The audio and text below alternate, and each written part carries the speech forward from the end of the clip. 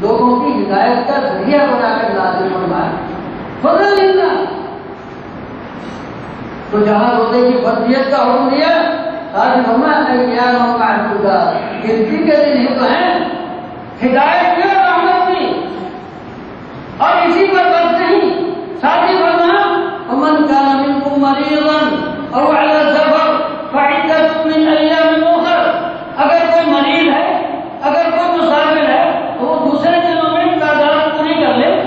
یعنی ہدایت بھی اور رحمت کی ساتھ ساتھ کتنے احکام ہیں. پوری شریعت پر آپ غور کر لیں. جہاں حج کا حکم دیا اور حج کیسی عبادت ہے، کس کا دن مسافری کے لیے نہیں ترکتا. وَلِلَّهِ عَلَى النَّاسِ حِجُّ الْبَيْتِ مَنِ اسْتَطَاعَ إِلَيْهِ سَبِيلًا. ہر وقت جو کہا جاتا ہے نا وَقَلْبِي بِوَاجِبِ الْحِجَاجِ مُعَلَّقُ، کہ میرا دل تو ہمیشہ حجاز کی واجب نہیں اٹکا رہتا ہے اس دودھ پیتے بچے کی طرح جو اپنی ماں کی چھاتی کے ساتھ لٹکا رہتا ہے. تو ہر مومن کا دل تو وہاں اٹکا رہتا ہے. تو فرمایا وَلِلَّهِ عَلَى النَّاسِ حِجُّ الْبَيْتِ مَنِ اسْتَطَاعَ إِلَيْهِ سَبِيلًا. نبی صلی اللہ علیہ وسلم نے مروہ پر، یعنی جہاں طواف سعی ختم ہوتی ہے، وہاں خطبہ ارشاد فرمایا یا ایھا الناس ان اللہ کتب علیکم الحج فحجوا. لوگو اللہ نے تم پر حج فرض کیا ہے، حج کرو. سراقہ نامی صحابی تھے، وہیں بول کر اقول عامل یا رسول اللہ کے رسول ہر سال. نبی صلی اللہ علیہ وسلم نے پھر فرمایا اللہ تعالیٰ نے تم پر حج فرض کیا، حج کرو. تو پھر بولے اللہ کے رسول ہر سال. تیسری بار فرمایا اللہ نے تم پر حج فرض کیا، حج کرو. تو پھر بولے اللہ کے رسول ہر سال. نبی صلی اللہ علیہ وسلم غضبناک ہوئے اور میں ضروری بات رکھتا ہوں، جب تک میں کوئی بات نہ کروں آگے سے نہ بولا کرو. اگر میں کہہ دیتا کہ ہاں ہر سال فرض ہے، پھر یہ تم پر ہر سال فرض ہو جاتا. وَلَا مَسْتَطَعْتُمْ وَلَا مَسْتَطَعْتُمْ وَلَا مَسْتَطَعْتُمْ، اور پھر تم ہر سال حج نہ کر سکتے، نہ کر سکتے، نہ کر سکتے. حج کی فرضیت کا بھی بتایا. یہ ہدایت ہے. ان اول بیت وضع للناس للذی ببکۃ مبارکا وہدی للعالمین فیہ آیات بینات مقام ابراہیم ومن دخلہ کان آمنا وللہ علی الناس حج البیت من استطاع الیہ سبیلا ومن کفر فإن اللہ غنی عن العالمین. بیت اللہ ہدایت ہے. بیت اللہ کی طرف نماز میں رخ کرنا یہ بھی ہدایت ہے. اللہ فرمایا وَكَذَلِكَ سَيَقُولُ السُّفَهَاءُ مِنَ النَّاسِ مَا وَلَّاهُمْ عَنْ قِبْلَتِهِمُ الَّتِي كَانُوا عَلَيْهَا قُلْ لِلَّهِ الْمَشْرِقُ وَالْمَغْرِبُ وَاللَّهُ يَهْدِي مَن يَشَاءُ إِلَىٰ صِرَاطٍ مُّسْتَقِيمٍ. فرمایا ہم لوگ کہیں گے کہ یہ کیا ابھی کتنا عرصہ یہ بیت المقدس کی طرف مکہ کی نماز پڑھتے ہیں، اب یہ کہا یہ انہوں نے مکہ کی طرف بیت الحرام کی طرف مکہ لیا، یہ کیا ہے؟ ہمارے ایسا کہنے والے احمق ہیں، انہیں پتہ نہیں. للہ المشرق والمغرب، یہ مشرق و مغرب شمال جنوب سب اللہ کی عبادت کرتے ہیں. واللہ یہدی من یشاء الی صراط مستقیم، اور اللہ جسے چاہتا ہے سیدھی راہ دکھاتا ہے. وہ ہے بیت اللہ کی طرف رخ کرنا، یہ صراط مستقیم ہے جس کی ہدایت اللہ تعالیٰ نے حضرت محمد رسول اللہ صلی اللہ علیہ وسلم کے ذریعے سے امت محمدیہ علیہ سیدنا الصلوۃ والسلام کو عطا فرمائی. یہ ہدایت ہے. لیکن ساتھ ہی ہدی و رحمت، یہ ہدایت بھی اور رحمت بھی ہے. جہاں اس کا حج فرمایا فرض کیا تو ساتھ ہی ہر سال کے لیے فرض نہیں کیا، ہر سال فرض نہیں کیا، ورنہ ہم نہ کر سکتے، کوئی بھی نہ کر سکتا. اور جہاں اس کی طرف سب کرنے کو فرض قرار دیا، اینما کنتم فولوا وجوہکم شطر المسجد الحرام وحیثما کنتم فولوا وجوہکم شطرہ، جہاں میں ہو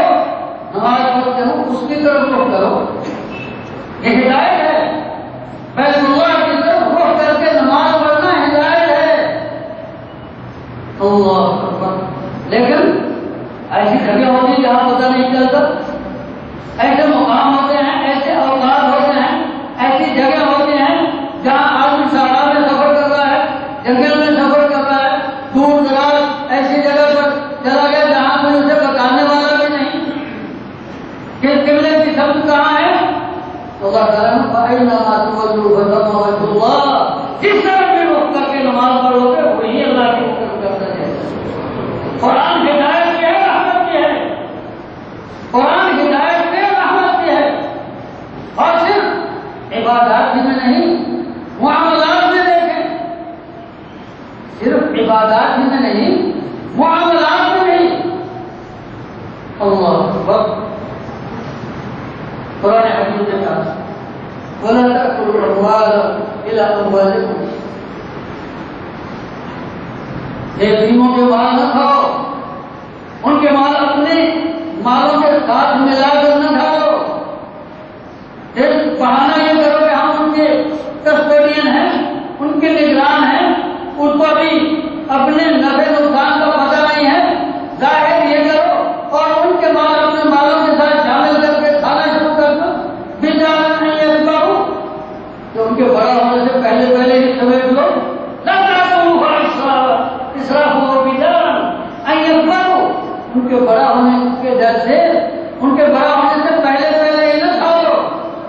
اور اس پر اتنی وعید شدید ہے، قرآن ہے یہ، ان الذين يأكلون اموال اليتامى ظلما انما يأكلون في بطونهم نار جهنم وسيصلون سعيرا۔ اللہ جو یتیموں کے مال اس طرح حرام کرتے ہیں، یہ نہ سمجھیں کہ مال کھا رہے ہیں، جہنم کی آگ ہے جو اپنے پیٹوں میں پھنس رہے ہیں۔ جب یہ آیات اتری اللہ اکبر، جو رفقات ہے رسول اللہ صلی اللہ علیہ وسلم، جنہیں اللہ تعالیٰ نے جس طرح حضرت محمد رسول اللہ صلی اللہ علیہ وسلم کو منتخب کیا رسالت کے لیے، تو اسی طرح اللہ تعالیٰ نے انتخاب کیا آپ کے صحابہ کو صحبت کے لیے، وہ بھی انتخاب ہے اللہ تعالیٰ کا۔ وَكَذَلِكَ جَعَلْنَاكُمْ أُمَّةً وَسَطًا لِتَكُونُوا شُهَدَاءَ عَلَى النَّاسِ وَيَكُونَ الرَّسُولُ عَلَيْكُمْ شَهِيدًا۔ انہوں نے جب یہ آیات سنی، ہر ایک نے جس کی تحویل میں، جس کے گھر میں کوئی یتیم پرورش ہو رہا تھا، اس کا کھانا پینا الگ کر دیا، کہیں ایسا نہ ہو کہ اس کا آٹا ہمارے آٹے سے مل کر کوئی لقمہ ہمارے پیٹ میں چلا جائے، کہیں ایسا نہ ہو کہ ان کا اتنا بنے اس طرح۔ تو اللہ تعالیٰ نے آج ہی فرمایا کہ ایسا بھی نہیں، بھائی تو خالقو ہو بھائی اخوانکم، اگر تم ان سے بالکل جل کر کھاتے ہو، یعنی نیک نیتی کے ساتھ، تو کچھ اگر ادھر کا ادھر ہوتا ہے تو اس پر مواخذہ نہیں ہے۔ قرآن ہدایت میں ہے، رحمت میں ہے، قرآن ہدایت میں رحمت میں ہے۔ اللہ حضور کا حکم ہدایت ہے۔ اللہ تعالیٰ نے فرمایا یا ایھا الذین آمنوا اذا قمتم الى الصلاة فاغسلوا وجوہکم وأيديكم إلى المرافق وامسحوا برؤوسكم وأرجلكم إلى الكعبين۔ اللہ بات آگے شروع نہ چلی جائے۔ آئند میں بھی آپ دیکھتے ہیں جہاں وضو ہے وہ ہدایت ہے، اور ساتھ ہی اگر کوئی مریض ہے یا پانی نہیں ملتا تو یہ منہ کی اجازت ہے، یہ رحمت ہے۔ ہر جگہ پر ہدایت ہے، رحمت میں ہے۔ اور ہم کہہ رہے تھے کہ عبادات ہی میں نہیں، معاملات میں بھی، اس میں سب سے سخت حکم جب ہمیں، قرآن میں کوئی حکم سخت نہیں ہے،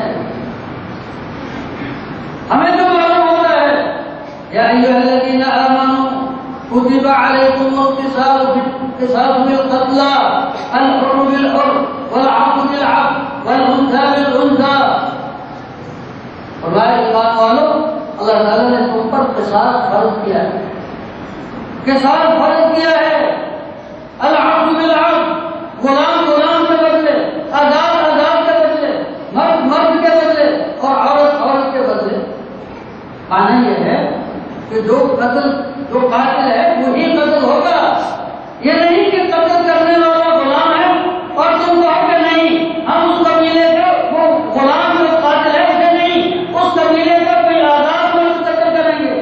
یہ نہیں ہوگا کہ قتل کرنے والی قتل کے جرم کے مرتکب کو کوئی عورت ہے، تم کہو کہ نہیں ہم اس عورت کو نہیں، اس قبیلے کا اس خاندان کا کوئی مرد قتل کریں گے. یہ بات نہیں. كتب عليكم القصاص بالقتلى الحر بالحر والعبد بالعبد. جو قاتل ہے وہی قتل ہوگا. اور ساتھ ہی فرمایا ولکم فی القصاص حیات، اور تمہارے لیے قصاص میں زندگی ہے، قصاص میں زندگی ہے.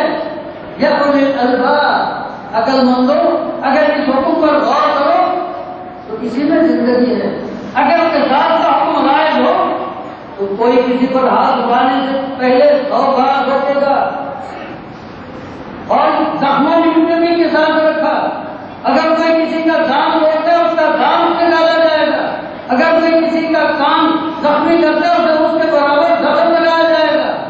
اگر کوئی کسی کی ہڈی توڑتا ہے اس کے برابر الجروح قصاص.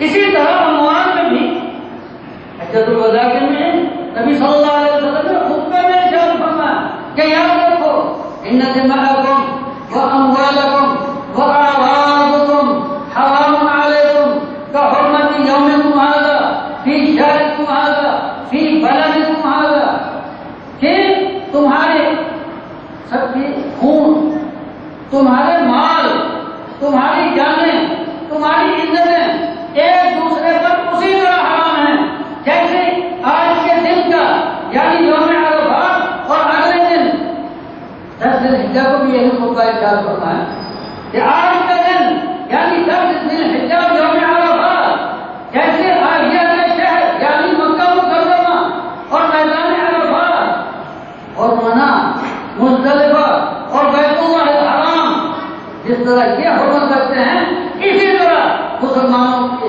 جانیں، ان کے مال اور ان کی عزتیں حرمت رکھتے ہیں. ہمارے یہاں کوئی کسی کا مالی نقصان کرتا ہے، غصہ کسی پر ہوتا ہے، قتل کہیں ہوتا ہے کہ فلاں مارا گیا، فلاں ماری گئی، اور آگ کہیں اور جا بھڑکتی ہے اور کوئی پوچھنے والا نہیں کہ یہ شیشے توڑنے والا کون ہے، یہ دکانیں لوٹنے والا کون ہے، یہ فساد مچانے والا کون ہے. ہر چیز کی حرمت ہے. اور حکومت کا سب سے اولین فریضہ یہ ہے کہ وہ اگر وہ امن و امان برقرار نہیں رکھتے، جان و مال کی حفاظت نہیں کر سکتے، تو ایسی حکومت کو کوئی ٹیکس لینے کا حق نہیں ہے. حکومت کا حق اسی وقت ہوتا ہے جب وہ اس کے مقابل شہریوں کے جان و مال کی حفاظت کرے. مسلمانوں کے جان و مال کی حفاظت تو فریضہ ہے، بہت بڑا فریضہ ہے. جانتے ہو حضرت عمر رضی اللہ عنہ کے دور میں ان کے شام میں جہاں ذمہ بچتے تھے یعنی غیر مسلم جن سے معاہدہ ہے کہ تم اتنا مال دو گے، ہم تمہارے مال و جان کی حفاظت کریں گے، تم ہماری حکومت میں رہو گے. ایک دفعہ مسلمانوں کو پسپائی اختیار کرنا پڑی. جیسے حکمت عملی ہوتی ہے تو پسپائی اختیار کرنے سے پہلے ذمہ نہیں جو مال سے یعنی ٹیکس کے طور جزیے کے طور پر دیا تھا سارے کا سارا ہمیں واپس کیا کہ ہم تو تمہارے مال و جان کی حفاظت نہیں کر سکے، اس لیے اس مال کا ہم پر کوئی حق نہیں ہے. تو یہ سارے کا سارا ایک ذمہ داری کے مقابل ہوتا ہے. ہم کو مال و جان کی حرمت ہے. اگر کوئی مالی نقصان پہنچ جاتا ہے اسے اس کے مطابق اس کا نقصان پورا کرنے کا مکلف کیا جائے. اور اگر کوئی جان میں نقصان کرتا ہے، اگر کوئی ہڈی توڑتا اس کی ہڈی ٹوٹے، اگر کوئی زخم لگاتا اسی کا اسے زخم لگایا جائے. جب اسے پتہ ہو کہ یہ قانون نافذ ہو کر رہے گا تو پھر کیسے کوئی ضرورت کرے گا کسی پر ہاتھ اٹھانے کی. قتل کرنے سے پہلے 100 بار بھٹکے گا. مسلمان کا خون ضائع نہیں جانا چاہیے. اور اگر کسی کے قاتل کا پتہ نہیں چلتا، یاد رکھیے حکومت ذمہ دار ہے کہ اس کی دیت ادا کرے. لیکن یہ سب کچھ کہا. اب ہم یہ کہہ رہے تھے کہ قرآن نے فرض قرار دیا قصاص کو. كتب عليكم القصاص بالقتلى الحر بالحر والعبد بالعبد والانثى بالانثى، یہ حکم تمام شریعتوں میں، تورات کا بھی یہی حکم تھا، وَكَتَبْنَا عَلَيْهِمْ فِيهَا أَنَّ النَّفْسَ بِالنَّفْسِ وَالْأَنفَ بِالْأَنفِ وَالْأُذُنَ بِالْأُذُنِ۔ سورہ المائدہ میں فرمایا کہ ہم نے تورات میں بھی یہی حکم دیا تھا، لیکن قرآن جہاں ہدایت ہے وہاں رحمت بھی ہے، ان میں صرف اختصاص ہی تھا، بدلہ ہی لیا جا سکتا تھا۔ قرآن نے آ کر ایک اور راستہ میں نکالا، اور وہ فَمَنْ عُفِيَ لَهُ مِنْ أَخِيهِ شَيْءٌ، اگر اس کا بھائی اپنا حق اسے معاف کر دیتا ہے، فَمَنْ عُفِيَ لَهُ مِنْ أَخِيهِ شَيْءٌ فَاتِّبَاعٌ بِالْمَعْرُوفِ وَأَدَاءٌ إِلَيْهِ بِإِحْسَانٍ۔ معاف کرنا یہ بھی دو طرح سے ہوتا ہے، یا تو کوئی خود بہا لے کر یعنی دیت لے کر معاف کرتا ہے، یا ویسے ہی معاف کرتا ہے۔ اگر دیت لے کر معاف کرتا ہے تو دونوں کو حکم دیا کہ اب جب یہ اس نے خود معاف کر دیا ہے، دیت پر راضی ہو گیا ہے، تو فاتباع بالمعروف، اب تقاضا بھی اچھے طریقے سے دو، اب یہ نہیں کرو گا کسی وقت ادائیگی کرو، فوراً یہ نہیں۔ اور جس نے ادائیگی کرنی ہے اسے بھی کہا کہ تم بھی اچھے طریقے سے، جب تمہارے بھائی نے اتنا احسان کیا کہ اپنا خون تمہیں معاف کر دیا، تو تم بھی اب ادائیگی میں احسان سے کام کرو، اچھے طریقے سے ادائیگی کرو۔ اور ساتھ ہی فرمایا ذالک تخفیف من ربکم ورحمہ، کہ ساتھ کے ساتھ ساتھ اللہ تعالیٰ نے جو معافی کا دروازہ کھولا، ذالک تخفیف من ربکم ورحمہ، یہ اللہ تعالیٰ کی طرف سے تخفیف ہے اور اس کی طرف سے یہ رحمت ہے، یعنی قرآن ہدایت بھی ہے اور رحمت بھی۔ اور یہاں ہمیں ایک اور بات بھی دعوت فکر دے رہی ہے کہ جب اللہ تعالیٰ اتنا رحیم ہے، جب اللہ تعالیٰ جو حاجی ہے اور اس کے ساتھ اتنا رحیم ہے کہ جہاں ہماری ضرورت ہے اس کی رحمت آپ ہمارے احوال کے مطابق رعایت پیدا کرتی ہے، تو پھر ایسے رحیم و کریم کے حکم کی اس قدر اطاعت کی جانی چاہیے کہ جہاں انسان کی حقیقی ضرورت ہوتی ہے وہاں سے ہدایت کے ساتھ ساتھ رحمت بھی آتی ہے، تو جب وہیں سے رحمت آتی ہے تو پھر اپنی طرف سے تو رخصتیں تلاش نہیں کرنا چاہیے۔ اگر کہیں حقیقی ضرورت ہوتی تو اللہ تعالیٰ کا کلام اور حضرت محمد رسول اللہ صلی اللہ علیہ وسلم کا فرمان ہمارے لیے خود رخصت لے کر آتا۔ اس لیے احکام میں اپنی طرف سے ہیلا بازی اور رخصتوں کی تلاش نہیں کرنی چاہیے، یہ بغی ہوتی ہے، یہ طغیان ہوتا ہے، یہ بغاوت ہوتی ہے، اور اللہ تعالیٰ کے اور اس کے رسول صلی اللہ علیہ وسلم کے احکام کے سامنے سر جھکانا، اطاعت کرنا، یہی دنیا اور آخرت کی سعادت ہے، اور ان سے سرکاری کرنا یہ بغاوت ہے، جس کی سزا اس دنیا میں بھی ملتی ہے۔